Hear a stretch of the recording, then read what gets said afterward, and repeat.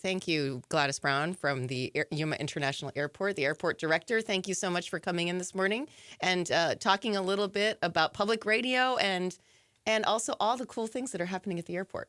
I always think it's fun. It's fun to be on radio. A little bit more nerve-wracking when you're on the TV. Kids love to see it, but I think that they love the voice too, so it works out well.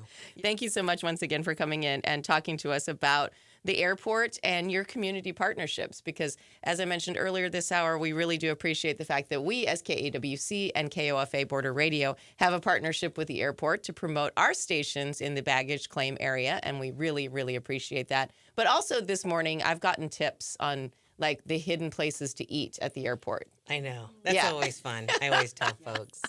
Well, and so the Yuma International Airport is a really important part of our community. And so what do you think, as you think about the Yuma and surrounding area communities, what makes it a good place to live? You know, what's part of a quality of life in a community that you would look for? So I always tell folks, I think on average, I probably get recruited once a month, if not some peak times. Yeah, some peak times. It could be twice. Just depends on what the kind of the industry is looking and demanding and transitioning. But I think for me, I always say the first thing is I have to go somewhere that's better than this, right? And I think that this place is great. The biggest things that I highlight is that this has a historical appreciation for heritage. I think that a lot of communities, whether big or small, sometimes forget how important it is to know where we come from. I think even though I'm not from here and I'm a transplant, it feels very familiar to when I grew up. And I think that the people, if something were to happen, they're ready to reach out and figure out what they can do to make your life better. I think that that's something we're missing across America. I think that that's what we're missing in a lot of neighborhoods and communities where you actually know that people care. I know that a lot of times we may not know our neighbors as much, but I do feel that as a community, when there is something that's going on, we kind of get together and really help each other out. From a professional standpoint, I feel that this town in this city is something that we still have a lot to contribute towards. And so if you're someone that just loves to stay busy and figure out how you can improve a system, but at the same time really enjoy the people that are there, this is a great place to be.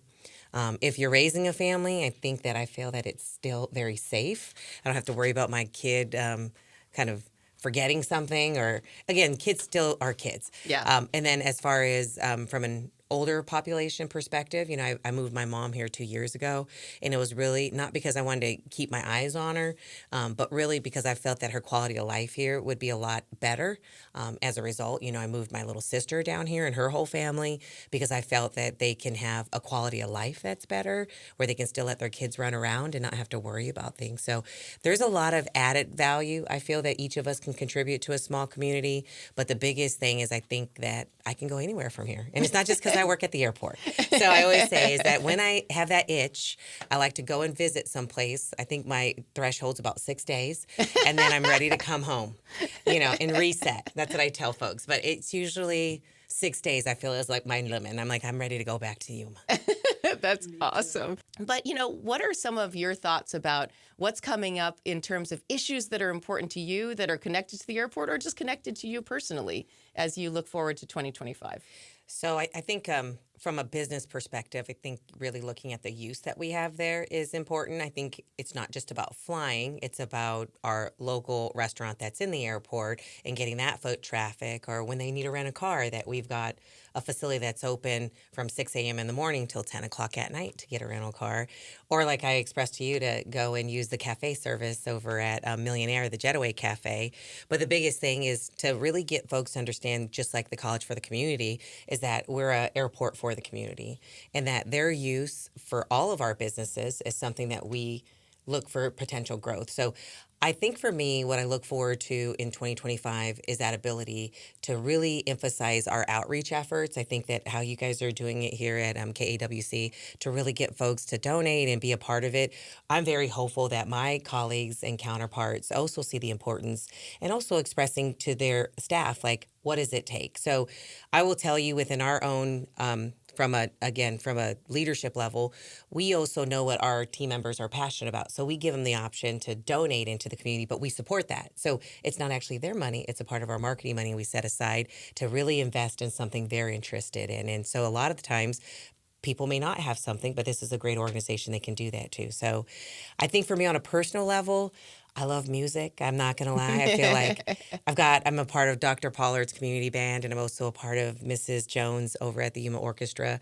So I look forward to kind of continuing that endeavor of learning how to be a better musician. And then for my kids, we've got a blended family where 4 kids are in college and the 2 are sophomores in high school, and kind of watching them matriculate and figure out how to navigate being an adult.